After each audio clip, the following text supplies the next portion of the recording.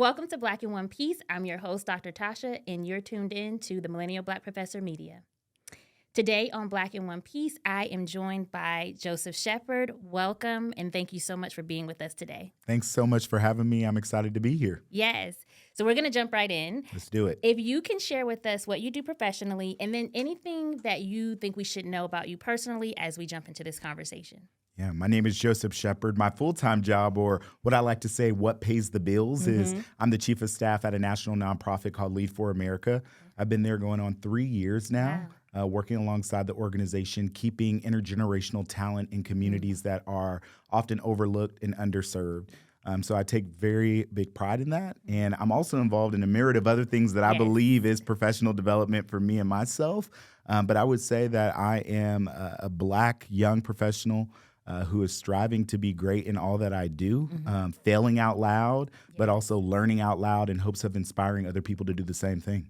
I love it. I love all of that. And as I was preparing for this conversation, I was like, we have a lot in common. A lot in common. So I'm excited to jump in. Absolutely. I did want to ask you, so can you tell us, where do you consider home? What's your hometown? Wichita, Kansas. Okay. We'll talk a little bit about that because that just raised some eyebrows for some folks. But Wichita, Kansas is home for me. Okay. And so one last kind of just defrost question. Who would you want to play you in a biopic? Ooh. That is a good question. I would love to see an up and coming actor play me. I love that. Because I really think that's who I am, up and coming. I'm not someone who has a lot of, in my mind, notoriety. But you see a lot of movies that a lot of people got their knock out of the park by being up and coming. When we think about Gabby Sidibe. Yes. She was up and coming when she played in the role of Precious. I think she knocked that out of the park. I think of several people who had that opportunity to kind of show America what they can do. Yeah. And then their careers took off after that. And so, take a bet. Take a bet on somebody to play Joseph Shepard. I love that. I love that you're going to grant somebody that opportunity because it's going to happen. I have no doubt. Yeah, thank you. All right, so we'll jump right into the nitty-gritty if that's good with you. Let's do it. All right. So how do you self-identify in terms of race and ethnicity? Blackity-Black-Black-Black. Hey, love it. And how do you define Blackness? Yeah, first of all, I would say we are not monolithic. Black to me is peace on a hot day. Oof. Black to me is calm in a storm. Black to me is strength in the most difficult times. Black to me is grandma's soul food on a Sunday afternoon, but it's also the tough love of my father who told me to get up and make something out of myself and to not allow the negativity and the criticism of the naysayers define where I could go. Black to me is Black church on Sunday morning where we're shouting hallelujah, amen, but we also have the ability to know who God is, but also not be afraid to bump a little Tupac, E40, Temptations. So it's a little bit of everything going on. We are truly well-rounded individuals. We can shine in the classroom, on the field, on the court, but we can also show up in the CEO's room and the boardrooms, and that's how I would define my Blackness and what Black is to me. Let me snap for listen.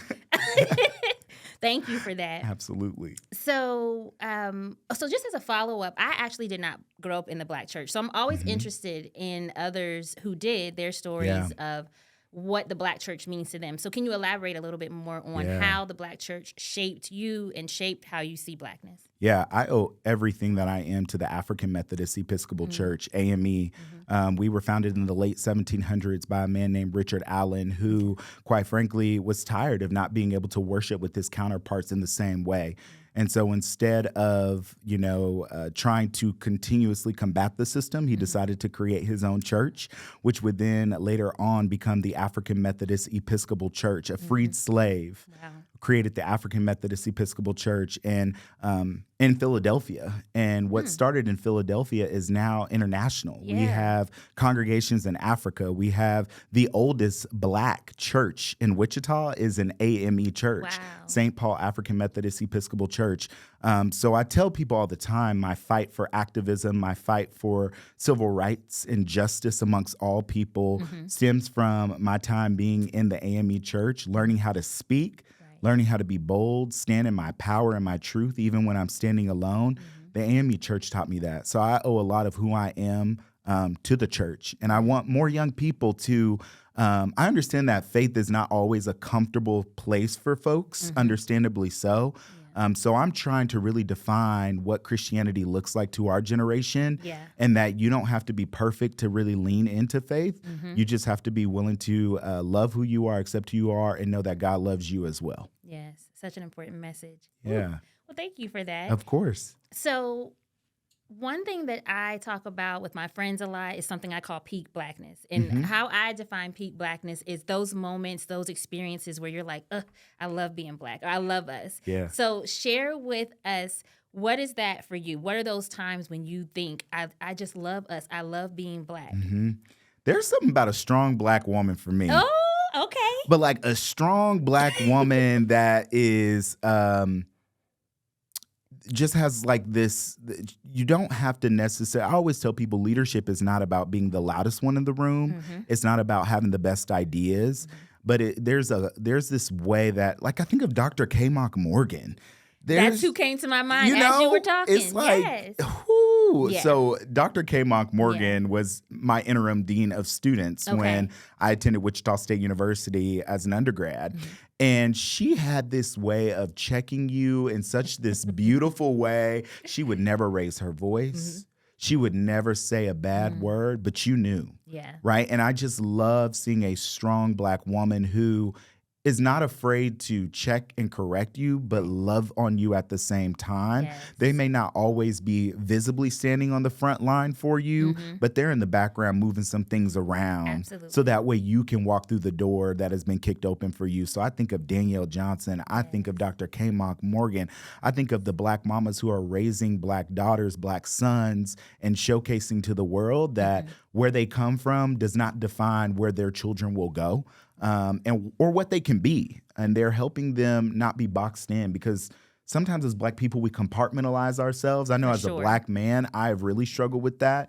For the longest time, I hid my passion for pageants and working in the space to uplift Black women because I was so afraid of that wasn't the Black male way. And I'm trying to redefine what that means for me and not compartmentalizing who I am. So, wow. So speaking of the pageants, you thought of me, and I appreciate it, to help support some of the young women recently. And so share with us a little bit more about how you got into the pageant world and how Blackness, or your Blackness, shows up in that space. Yeah. So to be quite frank, I would not be involved in the pageant system had it not been for my Black fraternity, Alpha Phi Alpha Fraternity Incorporated, the first intercollegiate fraternity founded for Black men by Black men in 1906 at Cornell University in Ithaca, New York. And so we have a Black and Gold Scholarship pageant, which was created to showcase the Black beauty amongst Black women and intelligence. A lot of folks don't understand that in the Miss America system, or even in the Miss USA system, Black women were not allowed to enter into that space. So it was organizations like Alpha Phi Alpha Fraternity Incorporated that carved out a space for Black women to be recognized at the same rate. We were going through some changes as a fraternity. We were a very small chapter at Wichita State. And as a new member of the organization, I got voluntold that I was taking over the pageant. That's how it goes. And so I got involved, and very reluctantly, but fell in love with it. The first Miss Black and Gold that I saw crowned was a woman by the name of Shaquila Banks. She was a member of Delta Sigma Theta Sorority Incorporated. Soror, of course. The Zeta Beta chapter at Wichita State University. And we also serve on the district advisory board for Wichita City Council District 1 now. So full circle moment there. But I really remember seeing that space empowering women to be the best version of themselves, while also challenging us as men to show up as better advocates for Black women and then women in general. And so after that, We crowned Kia Duggins one year, who is a Wichita native and now a Harvard Law graduate. Wow. Doing law in Washington, D.C. For civil rights. And we got a phone call one day from the Miss Kansas organization saying, hey, come. So I went, watched her, and then after that, the rest is history. I was hooked. Yeah. So I had the opportunity to get involved with the Miss Kansas organization. And I did look around those couple years, and I didn't see a lot of people that looked like me, not just from the candidates on stage, but even from the male figure perspective or being a director as a Black man in that space, and then also my age. Yeah. So whether it was being Black, Yep. whether it was being a young professional, I did not see that. And so I wanted to change that. And that's typically like how my life story goes. Yeah. I look at challenges and I see that challenge and I don't run away. I take it on. I like to challenge the status quo because I think that systems can't change unless we ask the provocative, powerful questions. Right. Well, I'm so glad you're in that space because it's been amazing to see you be a champion for these young women. Thank you. And so one thing that stood out to me when I was there helping out with the mock, it was like a mock press conference. Yeah. Was that the Black women or the women of color that were present, but I think particularly the Black women, there were women of all different shades, and I especially paid attention to even their hair texture because my dissertation research focused on Black women at PWIs, their experience of colorism, hair discrimination. So it made me feel so good to see them standing up there so confident, standing in, whether it was, their natural hair, however they wanted to wear it. It just really filled me with a sense of pride. So can you speak more to that? Because I know in those spaces, sometimes wearing your hair in its natural state or colorism rears its ugly, head. So can you speak at all to that? Yeah, absolutely. We have 26 women competing for the job of Miss Kansas this year. And this is my first year actually being on the state leadership side. So I was a local director for a couple of years and then a mentor before that. So I was over the Miss Wichita organization. So this is my first year kind of on the state side, seeing how things go. And I truly am so proud to be a part of an organization that I don't think people really get to see how much we truly want every single woman to be in that space and show up as her authentic self. I'm going to be honest, though. We want you to show up as your authentic self. We are also trying to prepare you for the world. Right. So sometimes authenticity can restrict access to the rooms that we need to be in order to change those systems that limit us or hinder us from reaching our fullest potential. But hair shouldn't be one of those things, right? Yeah. And so when we have candidates showing up with their braids or we have candidates showing up with their natural wavy hair and they don't feel that they have to put a flat iron to it or anything of that nature to win this job, I think that speaks to the culture that we are creating within the Miss Kansas organization. So when people talk about seeing, pageants as about being beauty queens or just the sash and the dress and the crown or dehumanizing women, can we do better in that regard? Absolutely, we always can. But I wish people could see how we empower them to walk into a room like God sent them there. Yes, as that's they how are. they walked in. Right? Yeah, absolutely. Yeah, loved it. Okay, well, so shifting gears just a little bit.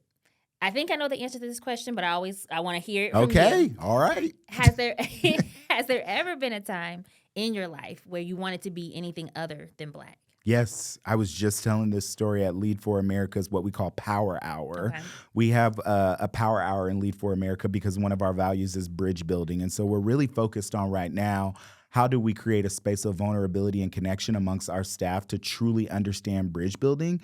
And what we have found in order to do that is we have to look inward, right? So we talked about the first time that we felt different. And I remember the first time I felt different was at Woodland Hills Elementary in Lawton, Oklahoma. And I grew up extremely poor. I was homeless. I slept in vehicles. I got washed up in McDonald's restaurants. But one thing my parents knew is that they wanted me to have a quality education. And so they sent me to school in the suburbs. And I was maybe one of 3 Black students in the entire school.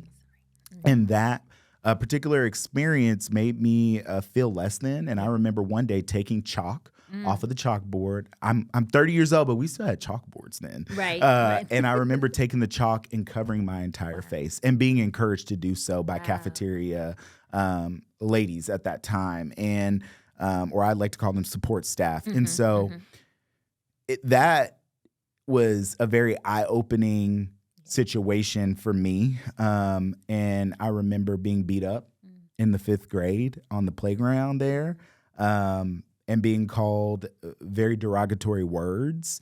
I remember being made fun of because I couldn't afford the same clothes that my peers could.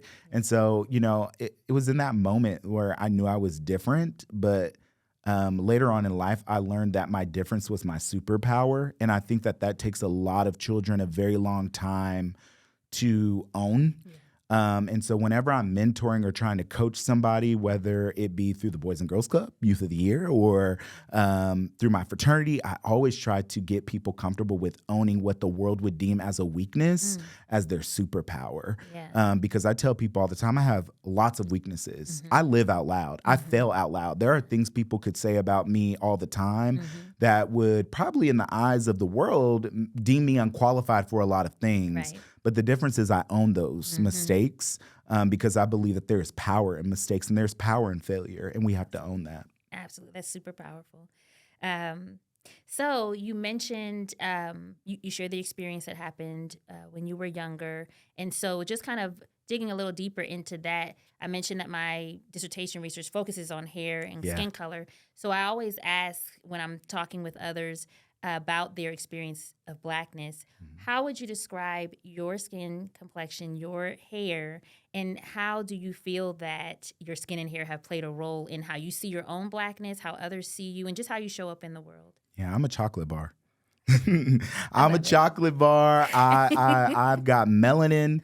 That is evident, even in the wintertime, because, sometimes with the melanin can, it can lighten in the wintertime, but my melanin is very evident in all seasons. So I would describe it as that, a chocolate bar. And, for me, I would describe my hair. It was so funny. It's gone through many phases. I used to use the sponge a couple of years ago to curl my hair. And now I'm just rocking the fade. And as I grow in age and grace, trying to, get the waves back intact. It's a like my brother. It's a struggle sometimes, but we'll work on it. We'll work on it. So you've touched on this a little bit, but we talked about the Black church, your experiences growing up. Are there any other things you would say shape your definition of Blackness? Yeah, certainly my siblings. I don't talk about my siblings a lot. In fact, a lot of people don't realize that I have siblings. I hold my family very near and dear to my heart. We don't have a perfect relationship, but family is family. Yeah. And for me, we are very night and day, my siblings and I. But a lot of who I am and what I believe from a policy standpoint, from a compassion standpoint, from just an empathetic standpoint is because of the experience that I've seen with my sister and my brothers and just all the things that they've gone through. So I tell people all the time that when you look at my degrees, I don't want you to think I've earned that on my own. I did that for my entire family. I would not be where I am without them. I would not love who I am without them, and I would not be the vocal advocate that I am without having seen some of the things that they went through. When I was a senior in high school, I watched my brother go through the criminal justice system. I knew nothing about college at that point. I was not thinking about going to college. But watching my brother make a mistake and then go through the criminal justice system and, my parents not being able to afford an attorney. So he was assigned a public defender. I remember crying and screaming for weeks, just thinking that this is just not fair. He's a good person who made a mistake. But that's what inspired me to go to college for criminal justice. And I was determined to become a lawyer and to advocate for people like my brother who may have a bad day or may make a mistake, but deserve a second chance. Absolutely. So, I owe a lot of who I am to my siblings, and they may not be where I am in terms of socioeconomic status or even education, but they are just as great as I am. They just haven't been afforded the same opportunities. And I think, I've got to be willing to acknowledge that privilege and not feel guilty for it, but extend what I have been given to everybody I come into contact with. Yes. I love it. So you've touched on lived experience a lot. So can you share, if you had to describe what being Black in this world is, what it means, what that just looks like, what would you say? Yeah. I think being Black in this world today is knowing that you have to be 10 times as good to get just as far sometimes. yet never apologizing for that truth. Mm-hmm. Mm-hmm. I think being Black today is knowing that you bring a lot to the table, and sometimes folks won't see what you bring to the table, not because it's not evident, but because they're intimidated. Mm-hmm. I think being Black today is knowing that you can't always say what your friend who don't look like you says, Right. and not be held to a higher expectation or a different expectation that is simply unfair. Mm-hmm. But also being Black in the world today is looking at all those truths and recognizing still I rise, Mm-hmm. despite it all, because history has shown us that we can, right? And many times when we talk about history, we like to go national. Mm-hmm. But right here in Wichita, we can see some phenomenal people. And I like to talk about Chester I. Lewis, and I like to talk about the Dockham sit-in. But I want to talk about Dr. Alicia Thompson. Yes, yes. And naming what we don't name. Mm-hmm. But to watch her lead one of the largest school districts in not just the city and state, but the nation. Mm-hmm. I think Wichita Public Schools is ranked, actually, last time I checked, it was like number 77 in the nation in terms of size. Mm-hmm. And watching her lead with fairness and tenacity and fortitude. Okay.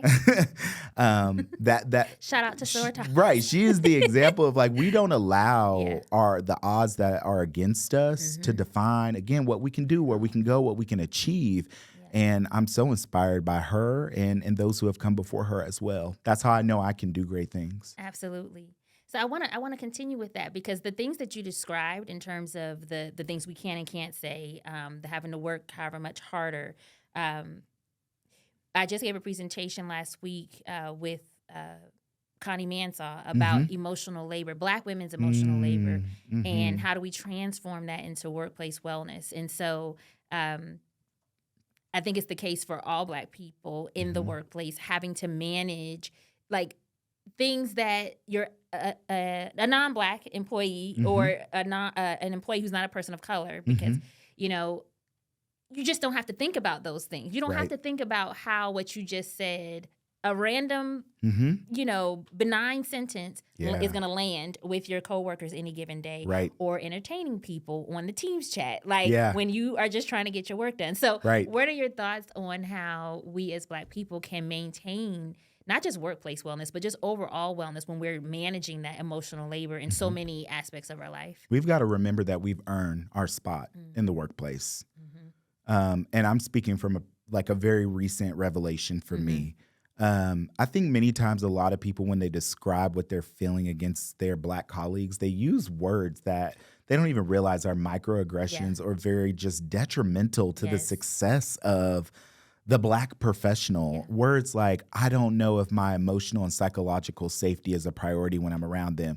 Well, that has a different interpretation when you're referring to your Black colleague than your counterpart. Or maybe someone else that does not look like your Black colleague. And so it has different implications that can truly harm this person. And that doesn't mean you should not name what you are feeling, but it means that if Joseph has to think twice about the language that he's using in the workplace, because he doesn't want to come across as the angry Black man, or all the time in meetings he has to be jolly and joyful or energetic, because the one moment or the 1 month he's having an off day, folks are asking him, well, what's wrong? You don't seem like yourself. Then why don't you have to carry that burden too? Because that's a burden for me. It is. So we deserve to, one, own that we've earned our keep, and we don't have to prove our worth to anyone. But then two, I would say that the compassion fatigue is real. That we as Black people, I feel, have been taught to give a lot of compassion to a lot of other people. And as a result of that, we excuse a lot of what I define as piss poor behavior. And we have got to stop excusing that behavior out in the name of compassion. We've got to call in, not out, but call in people when they say things that are not okay, when the policies don't look right, when the job descriptions don't align with diversity, equity, and inclusion, and when we are not doing the work to reach diverse populations to come into our organization. We've got to be willing to have those tough conversations in a safe place with our counterparts. So what you just described, we're shifting gears a little bit, but it makes me think about when they have that saying where, basically they love us, our culture and everything like that, but all the other everything that comes with it, no, we'll keep that to the side. So my question to you is, do you believe that Blackness and Black culture are the same? And, explain your mindset on that. I personally don't think they're the same. I think someone may identify as Black, but may not have some of the lived experiences that align with the majority of the Black culture. And yet that doesn't mean that they're not Black or they don't have Black culture, right? I said we're not monolithic. So every Black experience is a different one. Yeah. And I'm not talking about Black culture like, you ain't seen Friday. What you mean you ain't seen Friday? You ain't Black. Or, I think that there are many times when we talk about Black culture, we often refer to the lived experiences people have. Not everybody grew up in the struggle. Okay, you're right. Not everybody grew up in poverty. Not everybody had a struggle meal. Not everybody had to go through life wanting for things. But for me, if you at least don't have the self-awareness or the cultural competency to understand why these things exist for a lot of Black people, that's when I begin to question if you are really in tune or in alignment with what Black culture is and why it exists. It has nothing to do, to me, with your lived experiences. It has everything to do with your competency and awareness. So how would you say that you display your Blackness just in your day-to-day life? I hang out with people, everybody from the grassroots to the grass tops, because I want people to know that, again, we don't have to box ourselves in. I am going to be friends and kick it with people who don't look like me, and I'm going to bring up the conversations with my friends who don't look like me, like, ooh, that, don't do that. Don't do that.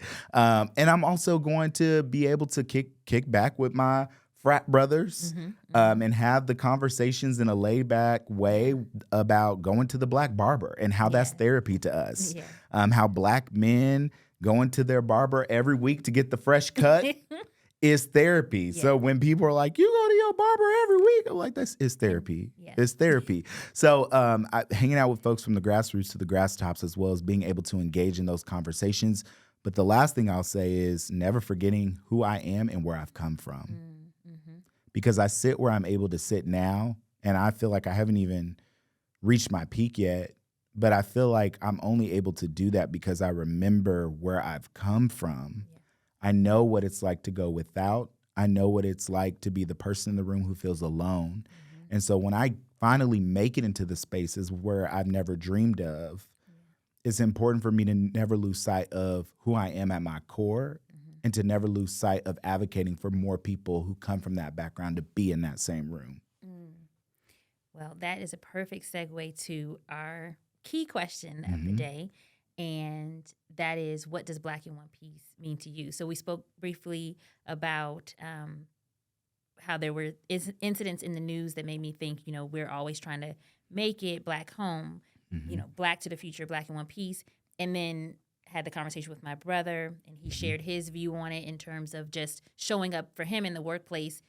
He said, back in the day, he said he used to, he played the game, but that meant like parsing himself, breaking himself down, not showing up fully him.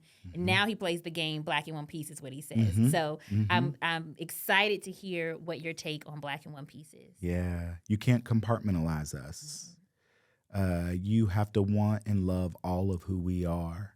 You can't love our music. You can't love our culture. You can't love our voice. You can't love our leadership, but not love our struggle or understand our struggle. You can't want to be in my community and want for my community without having me at the table. And I mean, not just me, the person who dresses for your comfort and speaks for your comfort and believes from an ideological standpoint for your comfort. But I need you to bring people into the room who are going to challenge you and to know that that's okay too. So Black in One Piece is being able to show up fully as ourselves. And again, I think part of the work, I'm going to give the work back. Sometimes the work is on us to show up authentically in a way that doesn't restrict access. But I'm also going to flip that and say, but in the case that we do show up in a way so authentically that you don't understand, do the work to understand why that might be. Because lived experiences shape how we see the world. And folks don't know what they don't know, but it doesn't mean that they don't deserve access, opportunity, or the chance. So you made me think of something that another participant shared, in that we talked about the whole idea of gatekeeping. And so do you feel like that?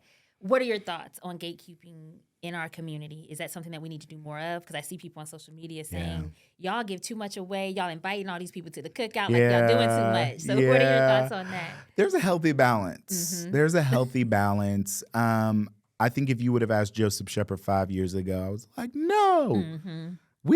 Everybody needs an opportunity. And I do believe everyone needs an opportunity. I also feel that systemically and statistically, people who look like you and I are lagging.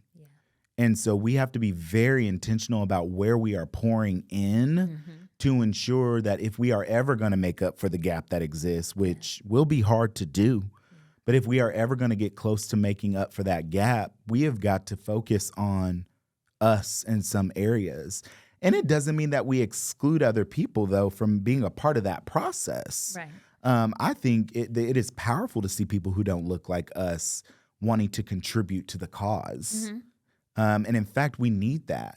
And we need allyship, and we've got to be willing to pour into us. Well, this has been great, Joseph. I'm so thankful that you were able to take time with us today. Yeah, thanks for having me. Please tell us where people can go to find out more about you and your work. Yeah, so if you want to learn more about Lead for America and what we're doing to stitch our country back together piece by piece, go to www.leadforamerica.org. You will see our very diverse organization, people from all backgrounds and walks of life working together to bring our country back together through service. But personally, you can follow me on Instagram at JSHEPARD_17 and or on LinkedIn at Joseph Shepard. Got it. And we'll have that displayed. So everybody will be able to follow Joseph and the awesome work that he's doing in the community. Actually, before we wrap up, we never circles back to your hometown. So let's talk about that. Oh, no. Dr. Kelly. You want to shake the table. Okay. Only if you feel comfortable. I feel comfortable. Absolutely. Okay. So as a Wichita transplant myself, I've been here now only about 2 years. I'm from the East Coast. I'm from Newport News, Virginia. And I find that many people will ask when they find out I'm not from here, well, how do you like it? Like in that tone, in that way, expecting something not good. And so, I like it, and I'll leave it at that because I don't want to make it about me. But so I'm just curious to hear more about your experience, why you call Wichita home, and bringing it back into the topic at hand, whether or not your Blackness has played any role in your experience of Wichita. So any of your thoughts around that? Yeah. So there's this old saying that home is where the heart is, and it's a very cliche and what I would often call like that. Well, that's corny. And yet it's so true. So I talked a little bit about moving around throughout my life due to poverty and homelessness and just growing up as a low-income kid and not really being in a family that was able to provide stability for a very, very long time in my life. And so home for me had a very, very different definition. Home for me was wherever my family was. It wasn't necessarily a geographic location where I was born and raised because I moved around quite a bit. I went through 15 schools K through 12 due to being in poverty and bouncing around, being evicted from homes and having to relocate schools. So when people talk about how they define home, you can often correlate that to stability, right? I didn't have that. So the first time I felt like I had solid stability for me, not because of my father's occupation or not because of it's where my parents decided to be, but where I was able to make the choice, it was Wichita. And it was Wichita for me where I found that stability because of the people. And I think I've lived in Las Vegas, Nevada. I've lived in California. I've lived in Oklahoma. There is nothing like Wichitans. And we have our challenges. Lord knows we do. But we also have people that will pour into you like no other. If you have a dream and a vision, Wichita, especially Black Wichita, they are the first people to bet on your dream and vision. If you want to do a hot dog stand and a lemonade stand, how do we make it happen, and how do we support you to elevate and grow, right? So I think that is why I consider Wichita my home, and I tell people Wichita adopted me. I'm an adopted Wichitan, and I'm proud to be an adopted Wichitan. So no matter where I go in my life, Wichita will always be home and will always have a place in my heart. That is beautiful. Hopefully, you ain't shaking the table too much, but no, that really resonates with me. So thank you for sharing. Well, thanks again for being with us. Again, y'all be sure to check out the amazing work that Joseph is doing personally and with Lead for America. And until next time, stay Black in one piece.